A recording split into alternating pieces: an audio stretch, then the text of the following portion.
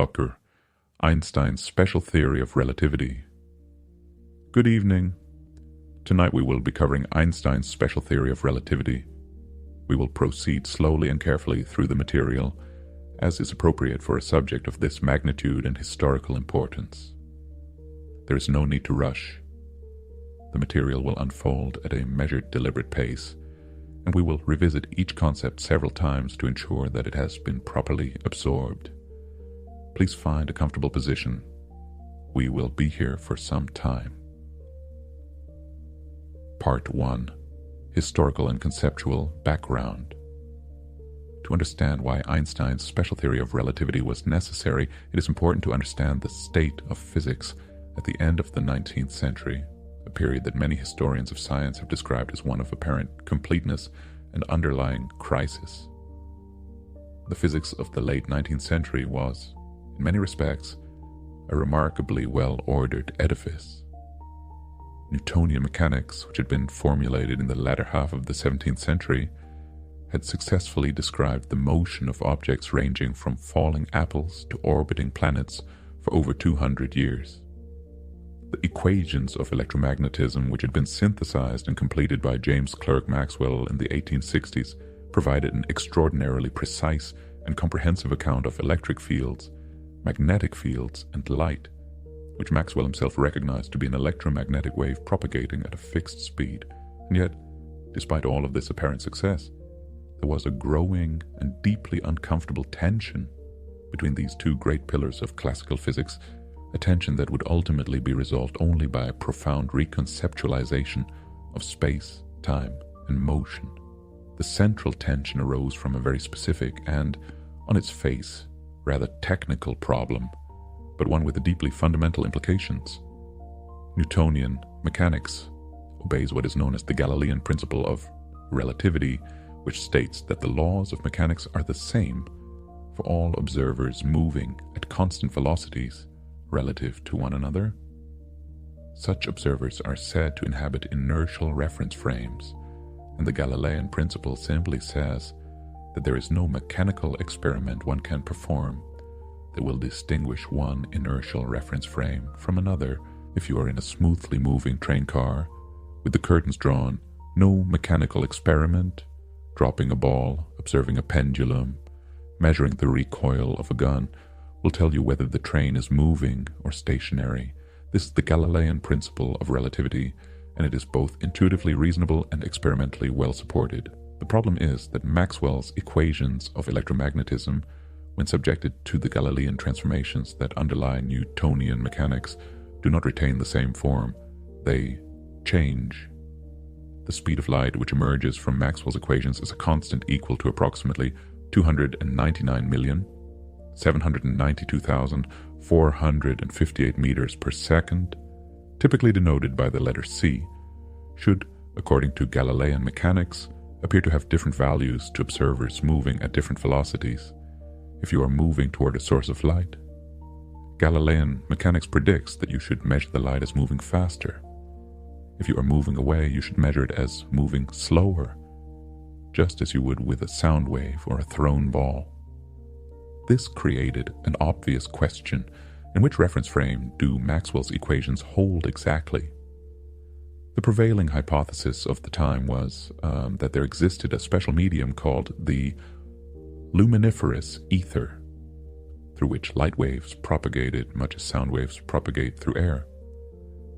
The ether was imagined to be a fixed stationary medium that filled all of space, and Maxwell's equations were presumed to hold exactly in the reference frame at rest with respect to this ether. All other frames moving through the ether would see light traveling at slightly different speeds. This hypothesis was subjected to a direct experimental test by Albert Michelson and Edward Morley in 1887 in an experiment of extraordinary precision. The Michelson-Morley experiment used an interferometer, a device that splits a beam of light and sends the two halves along perpendicular paths before recombining them to detect any difference in the speed of light along different directions, which would indicate the motion of the Earth through the ether.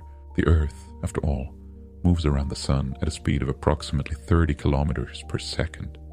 And so, if the ether was stationary, the Earth should be moving through it. And this motion should be detectable as a difference in the measured speed of light in different directions. The experiment found no such difference. The speed of light appeared to be the same in all directions, to within the precision of the apparatus. This null result was deeply troubling. Various explanations were proposed, including the hypothesis by George Fitzgerald and Hendrik Lorentz that moving objects physically contract in the direction of motion, a contraction just sufficient to cancel out the expected ether wind effect. Lorentz developed this idea quite thoroughly, deriving what are now called the Lorentz transformations, which correctly describe the relationship between measurements made in different inertial frames. However, Lorentz's interpretation was that these contractions were real, physical deformations of matter caused by its motion through the ether. The ether, and with it the notion of an absolute rest frame, was preserved in Lorentz's interpretation. It was Albert Einstein who, in 1905, published the paper that resolved all of these difficulties in a single stroke, not by explaining away the null result of Michelson and Morley, but by accepting it and its implications fully. Einstein's paper, titled On the Electrodynamics of Moving Bodies, appeared in the journal Annalen der Physik and is one of the most consequential papers in the history of physics. Einstein was 26 years old at the time of its publication, and he was working as a patent examiner in Bern, Switzerland, not as a university professor or laboratory researcher. This biographical detail is worth noting as it illustrates that profound theoretical insights do not require institutional resources, only careful and sustained thought. Part 2.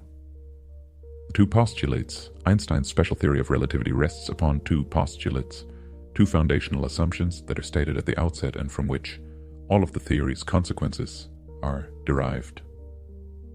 These postulates are simple in their statement, though their consequences are far from simple.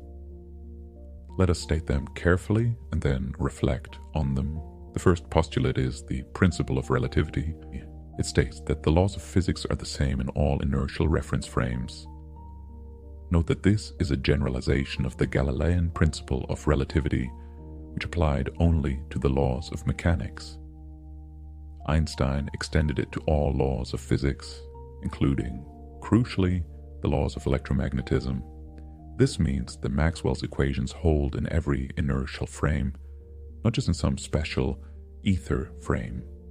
Every observer moving at a constant velocity, regardless of the magnitude or direction of that velocity, will find exactly the same laws of physics operating in their reference frame. The first postulate, the principle of relativity, tells us that no inertial reference frame is privileged, that no inertial observer can claim to be at absolute rest. There is no absolute rest. All motion is relative. All motion is relative.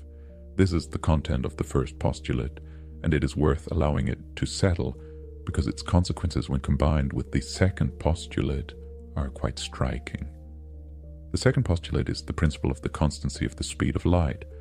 It states that the speed of light in a vacuum is the same for all inertial observers.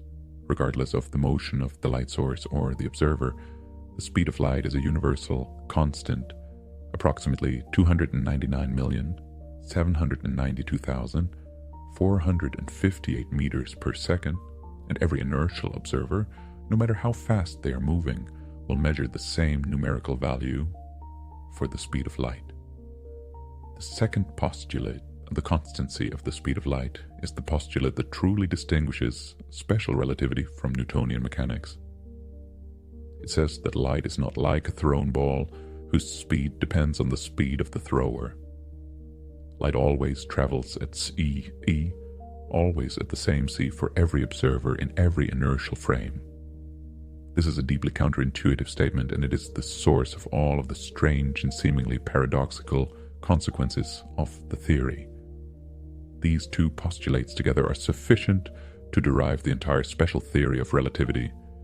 Everything that follows, time dilation, length contraction, the relativity of simultaneity, the Lorentz transformations, and the famous mass-energy equivalence. All of it follows logically and necessarily from these two postulates. We will now proceed to work through these consequences carefully and methodically.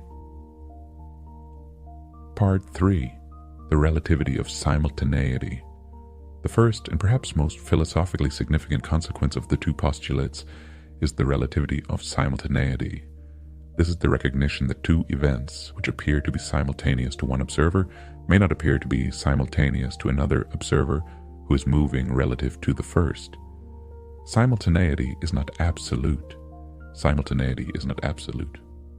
Whether two events happen at the same time depends on the reference frame of the observer. To see why this must be the case, consider the following thought experiment, which Einstein himself used.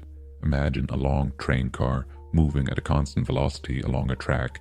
An observer, let us call them observer B, is stationed at the very center of the train car. At some moment, lightning strikes both ends of the train car simultaneously, or so it appears to an observer. Let us call them observer A, who is standing on the platform watching the train go by. Observer A is equidistant from both lightning strike positions, and the light from both strikes reaches observer A at the same moment. Observer A therefore concludes that the two strikes were simultaneous. Now consider the situation from the perspective of observer B at the center of the moving train. At the moment the lightning strikes, observer B is also equidistant from both ends of the train.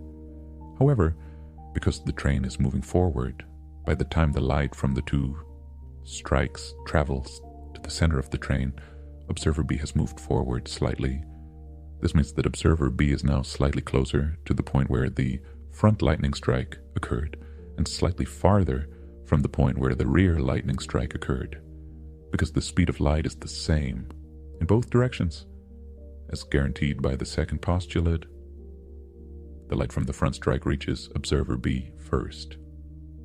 Observer B therefore concludes that the front lightning strike occurred before the rear lightning strike. They were not simultaneous. This is not an illusion. It is not a matter of one observer being right and the other being wrong. Both observers are applying the correct laws of physics, consistently within their respective reference frames. The two events are genuinely simultaneous in one reference frame and genuinely not simultaneous in the other. This is the relativity of simultaneity, and it has profound implications for our understanding of time. Time is not universal. Time is not a single absolute river flowing at the same rate for all observers. Time is relative. Different observers, moving relative to one another, inhabit, in a very real sense, different temporal realities. Part 4. Time dilation. From the relativity of simultaneity and the constancy of the speed of light, we can derive a specific, quantitative relationship between the time intervals measured by two observers in relative motion. This relationship is called time dilation, and it states that a moving clock runs slow. That is, a clock that is moving relative to an observer will be measured by that observer to tick more slowly than an identical clock that is at rest. To derive this, consider another thought experiment, this one involving what is called a light clock. A light clock consists of two parallel mirrors separated by a fixed distance, let us call it d, and a pulse of light that bounces back and forth between the mirrors. Each round trip of the light pulse constitutes one tick of the clock. For an observer at rest with respect to the clock, the light pulse travels a total distance of 2d in each round trip, and since light travels at speed c, each tick takes a time interval sub-zero equal to 2d divided by c. This is the proper time, the time measured in the rest frame of the clock. Now consider the same light clock as observed by an observer for whom the clock is moving horizontally at velocity v. In this observer's reference frame, the light pulse does not travel straight up and down. Instead, it travels along a diagonal path. Because the clock itself is moving horizontally, while the light is bouncing vertically, the horizontal distance traveled by the clock during one half tick is v times t divided by 2. where t is the tick duration in the moving frame. The total path length of the light pulse in 1/2 tick is therefore the hypotenuse of a right triangle with legs d and v times t divided by 2. By the Pythagorean theorem, this length is the square root of the quantity d squared plus the quantity v times ta divided by 2. That quantity is squared. Since the speed of light is c in all frames, the time for the light to travel this diagonal distance is this length divided by c. Setting this equal to t divided by 2 and solving for t, we obtain t divided by 2 equals the square root of the quantity d squared plus the quantity v times t divided by 2. That quantity squared, all divided by tau c. Squaring both sides, c squared times t squared divided by 4 equals d squared plus v squared times t squared divided by 4. Rearranging ce. Squared times t squared divided by 4 minus v squared times squared divided by 4 equals d squared. Factoring t squared times the quantity c squared minus v squared divided by 4 equals d squared. Therefore, t squared equals 4d squared divided by the quantity c squared minus v squared. Taking the square root, t equals 2d divided by the square root of c squared minus v squared. We can rewrite this as t equals 2d divided by c times 1 divided by the square root of 1 minus v squared divided by c squared. Since 2d divided by c is just t sub 0, the proper time we have t equals t sub 0 divided by the square root of 1 minus v squared divided by c squared. This is the time dilation formula. The factor 1 divided by the square root of 1 minus v squared over c squared appears so frequently in relativity that it is given a special symbol, the Greek letter gamma, often called the Lorentz factor. So gamma equals 1 divided by the square root of 1 minus v squared divided by c squared. And we can write t equals gamma times t sub 0. Since v is always less than c for a massive object, we will return to this point. V squared over c squared is always less than 1, which means 1 minus v squared over c squared is always between 0 and 1, which means the square root of that quantity is also between 0 and 1, which means gamma is always greater than or equal to 1. Therefore, t is always greater than or equal to t sub 0. The elapsed time t in the frame of the observer who sees the clock moving is always greater than or equal to the proper time t sub 0 in the rest frame of the clock. The moving clock appears to run slow. The moving clock appears to run slow. The closer v is to c, the larger gamma becomes, and the more pronounced the time dilation effect is. At everyday speeds, v is so much smaller than c that v squared over c squared is essentially 0. Gamma is essentially 1, and there is no measurable time dilation. This is why we do not notice relativistic effects in our daily lives. But as v approaches c, gamma grows without bound, approaching infinity as v approaches c.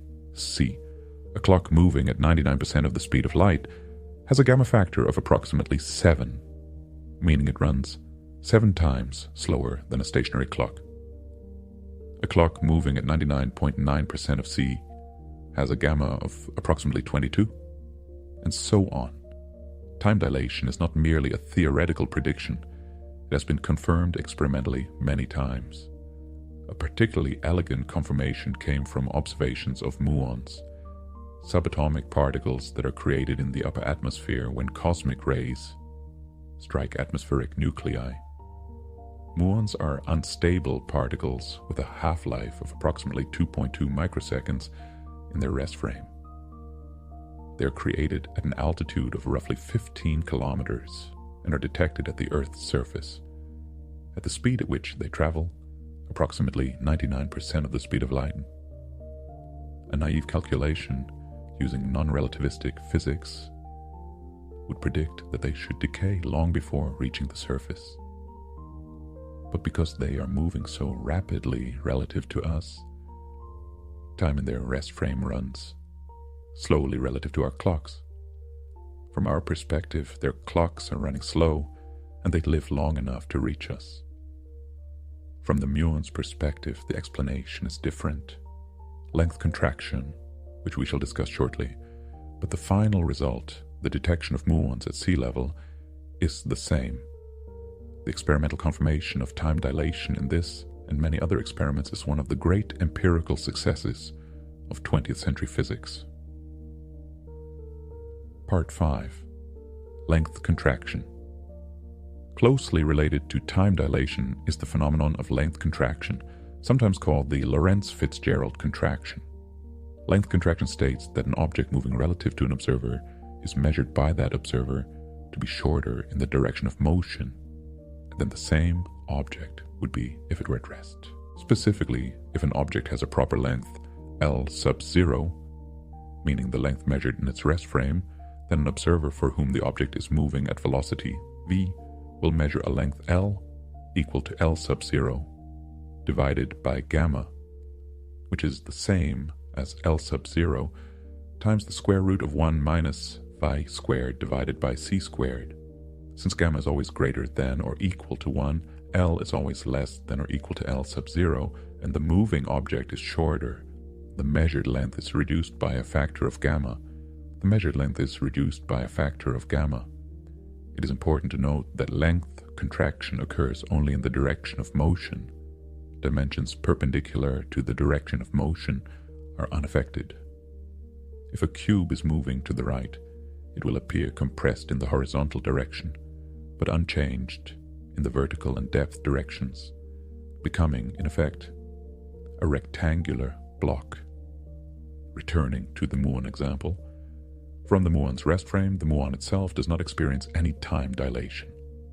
It lives for its normal half-life of about 2.2 microseconds. What allows it to reach the Earth's surface, from its own perspective, is that the distance from the upper atmosphere to the surface is length contracted. The 15-kilometer distance as measured in our rest frame is length contracted in the muon's frame to a much shorter distance, short enough for the muon to traverse it within its own lifetime.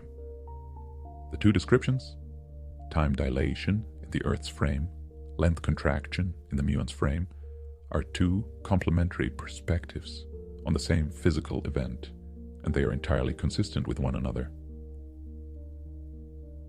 Part 6. The Lorentz transformations. The quantitative mathematical framework underlying all of these effects is provided by the Lorentz transformations. The Lorentz transformations are the set of equations that tell you how to convert the coordinates of an event in one inertial reference frame to the coordinates of the same event in another inertial reference frame, moving at constant velocity relative to the first. They replace the Galilean transformations of Newtonian mechanics. Let us set up the standard configuration. We have two reference frames, S and S prime. Frame S prime is moving with velocity v in the positive x direction relative to frame S. The origins of the two frames coincide at time that e equals 0 in both frames. An event, something that happens at a specific place in time, has coordinates x, y, z, t in frame S, and coordinates x prime, y prime, z prime, t prime in frame S prime. The Lorentz transformations are x prime equals gamma times the quantity x minus v times t, y prime equals y, z prime equals z, t prime equals gamma, times the quantity t minus v times x divided by c squared. And the inverse transformations converting from S prime back to S are x equals gamma times the quantity x prime plus v times t prime, y equals y prime, z equals z prime, t equals gamma times the quantity t prime plus v times x prime divided by c squared. Let us examine these equations carefully. The first equation, x prime equals gamma times the quantity x minus v times tt, is recognizable as a modification of the Galilean transformation. If gamma were equal to 1, which it would be if v were 0 or if Zasi were infinite, this would simply be x prime equals x minus y times t, the ordinary Galilean transformation. The factor of gamma introduces the relativistic correction. The fourth equation, t prime equals gamma times the quantity t minus v times x divided by c squared, is the one with no Galilean analog and the one most responsible for the strange effects of special relativity. In Galilean mechanics, time is absolute, and the transformation of time is simply t prime equals t. Here, however, the time coordinate in s prime depends not only on the time t in s, but also on the position x in s. This is the mathematical expression of the relativity of simultaneity. Two events at different positions x, but the same time t in s, will generally have different times t prime in s prime. From the Lorentz transformations, one can derive the relativistic velocity addition formula. If an object moves with velocity u prime in the x direction in frame s prime, then its velocity u in frame s is given by u equals the quantity u prime plus v, divided by the quantity 1 plus u prime times v, divided by c squared. This is the relativistic velocity addition formula. Notice that it differs from the Galilean formula u equals u prime plus va. If u prime and v are both much smaller than c, then u prime times v divided by c squared is negligible, and the denominator is approximately 1, and we recover the Galilean result.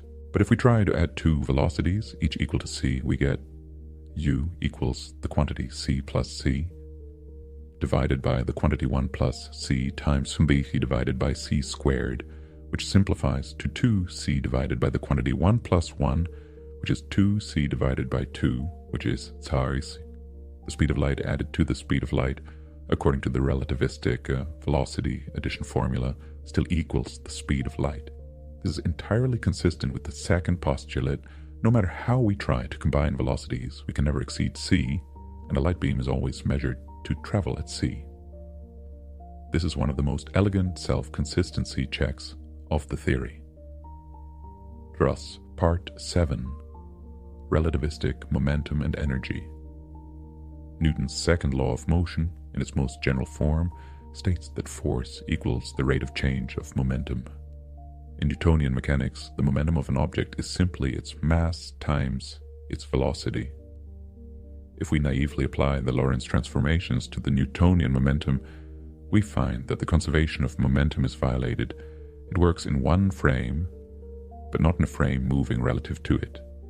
In order to preserve conservation of momentum in all inertial frames, which we require by the first postulate, we must modify the definition of momentum. The relativistic momentum is defined as p equals gamma times m times v, where m is the rest mass of the object, also called the invariant mass, v is its velocity, and gamma is the Lorentz factor as defined before.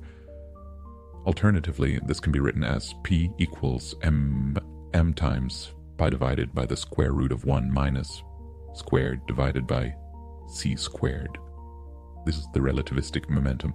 This is the relativistic momentum.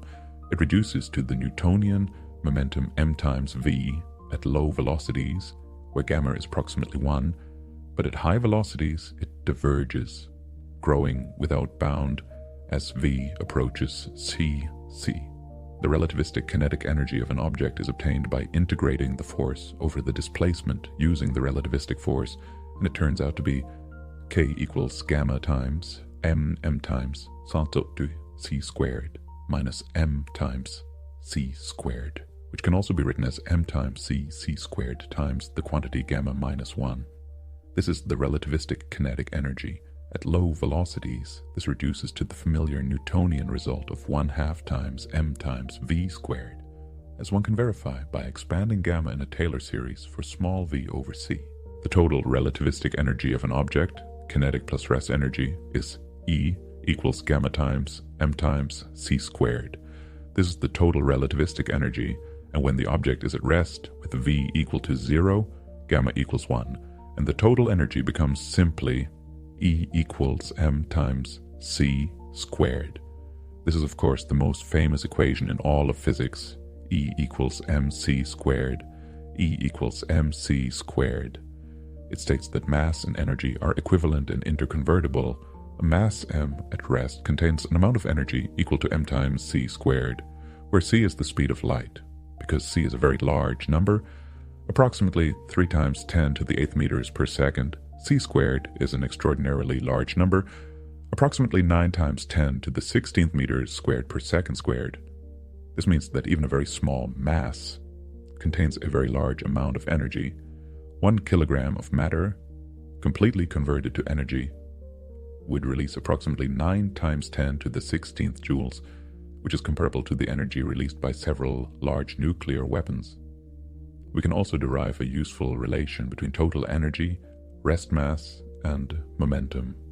Using E equals gamma mc squared and P equals gamma mv, we can write E squared equals the quantity P times C squared plus the quantity M times C squared, that quantity squared. Or in a more standard form, E squared equals P squared times C squared plus M squared times C4. This is the relativistic energy-momentum relation, sometimes called the relativistic dispersion relation. This relation holds for all particles, including massless particles such as photons. For a photon, m equals 0, and the relation simplifies to E equals the magnitude of P times Xiaoyi Lu, or equivalently, the magnitude of P equals E divided by C. This is consistent with everything we know about photons from quantum mechanics and electromagnetism. Part 8. The invariant space-time interval. One of the deepest insights of special relativity is the unification of space and time into a single four-dimensional framework known as space-time. This unification was not initially presented in Einstein's 1905 paper in its final geometric form. It was Hermann Minkowski who, in 1907 and 1908, reformulated special relativity in geometric terms, introducing the concept of Minkowski spacetime. In Minkowski spacetime, the position of an event is specified by 4 coordinates, 3 spatial coordinates, x, y, and z, and 1 temporal coordinate, c times t, t. Together, these form a 4-vector called the spacetime event, or 4-position.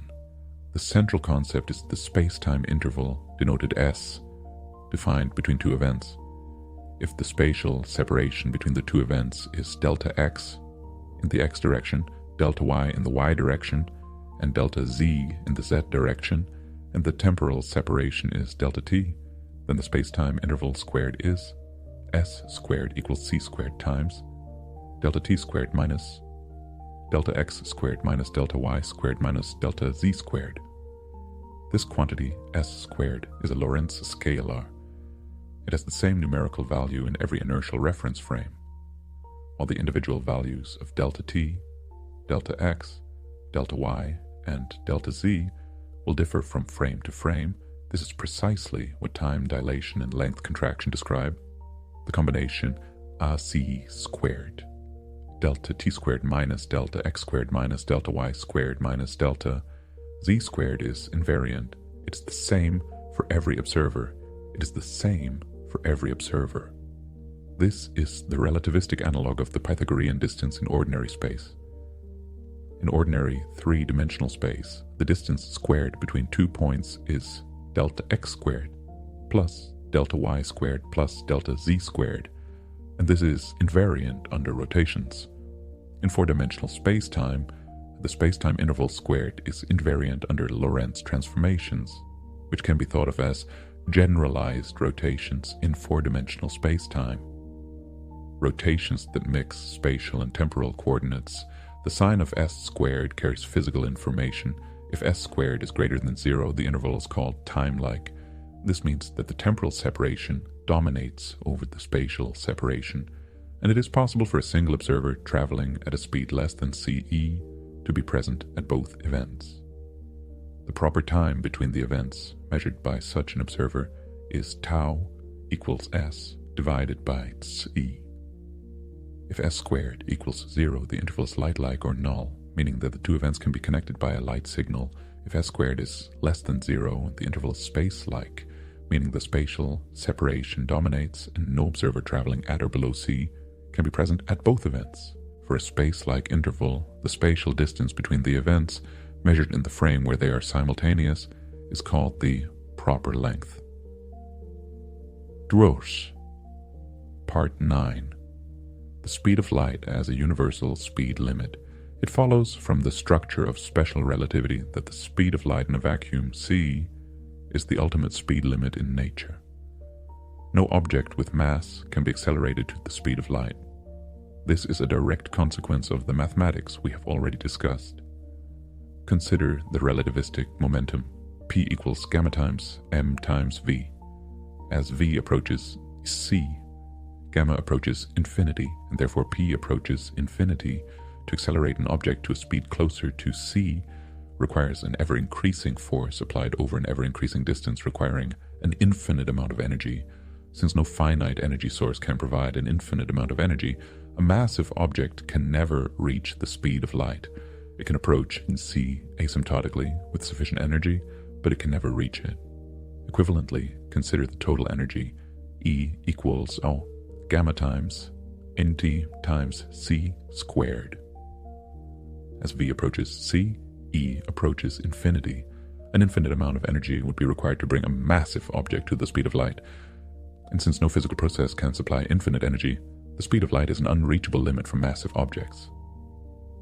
For massless particles, photons, and in the standard model of particle physics, gluons, the situation is different. They always travel at exactly c in all frames. They cannot be slowed down or sped up. They travel at c and only at c sharp. This speed limit has important consequences for the concept of causality.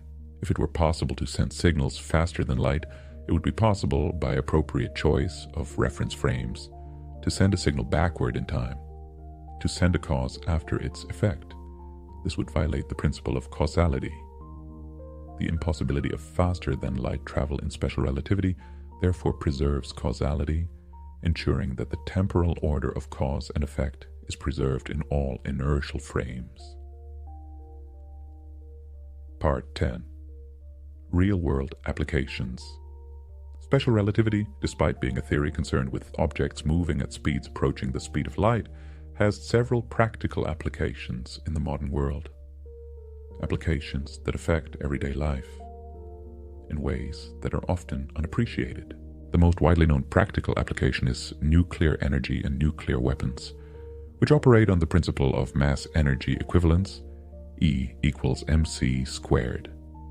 In nuclear fission, a heavy nucleus such as uranium-235 or plutonium-239 splits into smaller fragments, and the total mass of the fragments is slightly less than the mass of the original nucleus.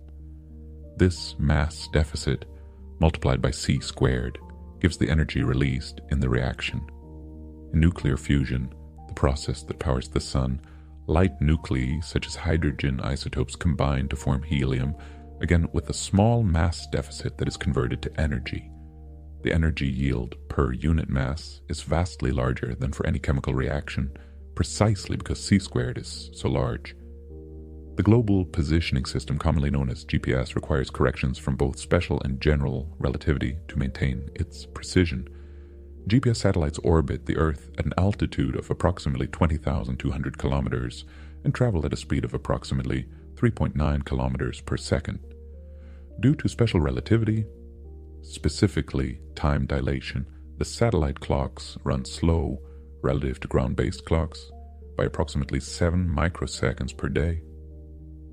Due to general relativity, specifically gravitational time dilation, which is the effect of the weaker gravitational field at the satellite's altitude, the satellite clocks run fast relative to ground-based clocks by approximately 45 microseconds per day. The net effect, after combining the two, is that the satellite clocks run fast by approximately 38 microseconds per day. If these corrections were not applied, the GPS system would accumulate an error of roughly 10 kilometers per day, making it essentially useless for navigation.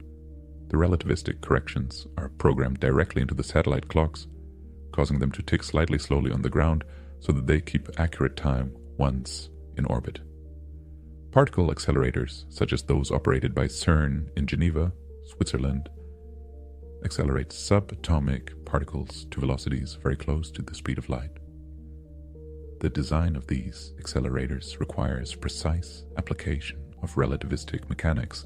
The kinetic energy of the particles is computed using the relativistic formula, not the Newtonian one, because at 99.99% of the speed of light, the Newtonian formula is wildly inaccurate.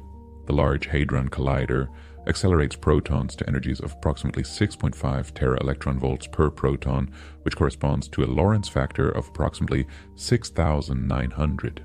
At this Lorentz factor, the proton's momentum is nearly 7,000 times its rest mass momentum, and the relativistic corrections are not small, they are essential.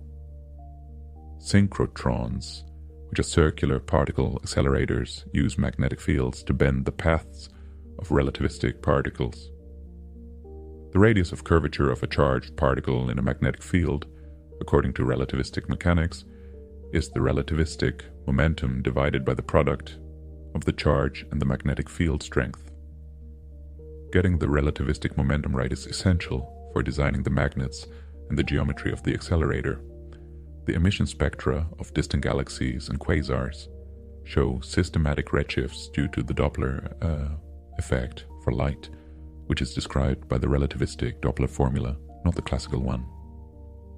For a source moving away from an observer at a velocity v, the relativistic Doppler formula gives the observed frequency as the emitted frequency times the square root of the quantity 1 minus v over c divided by the quantity 1 plus v over c. The classical Doppler formula, which does not account for time dilation, is slightly different and becomes increasingly inaccurate at high recession velocities. The relativistic Doppler effect is used routinely in observational astronomy and cosmology. Electron microscopes, cathode ray tubes, and various other devices that involve the motion of electrons at high speeds also require relativistic corrections for precise operation. The electrons in a transmission electron microscope and operating at an accelerating voltage of 300 kilovolts travel at approximately 77% of the speed of light, and their de Broglie wavelength must be computed using relativistic momentum for accurate results. Part 11. Conceptual summary and concluding remarks. We have now covered, methodically and at appropriate length, the principal components of Einstein's special theory of relativity. Let us summarize the main points. The theory is built on two postulates. The principle of relativity, which states that the laws of physics are the same in all inertial frames, and the principle of the constancy of the speed of light, which states that the speed of light in a vacuum is the same for all inertial observers. From these two postulates, we derive the following consequences. The relativity of simultaneity. Two events that are simultaneous in one frame need not be simultaneous in another. Time dilation. A moving clock runs slow by a factor of gamma, where gamma equals 1 divided by the square root of 1 minus phi squared over c squared. Length contraction. A moving object is contracted in the direction of motion by a factor of 1 over gamma. The Lorentz transformations. The mathematical relations between coordinates in different inertial frames. The relativistic velocity addition formula, showing that velocities do not add linearly at high speeds and that the speed of light is always measured as a c. Relativistic momentum, P equals gamma times m times v. The relativistic energy momentum relation, E squared equals P squared times C squared plus m squared times c to the fourth. The rest energy, E equals m times c squared, when the object is at rest at the Minkowski space-time interval, a four-dimensional invariant that unifies space and time. The theory has been confirmed experimentally to extraordinary precision in a vast range of contexts, from mu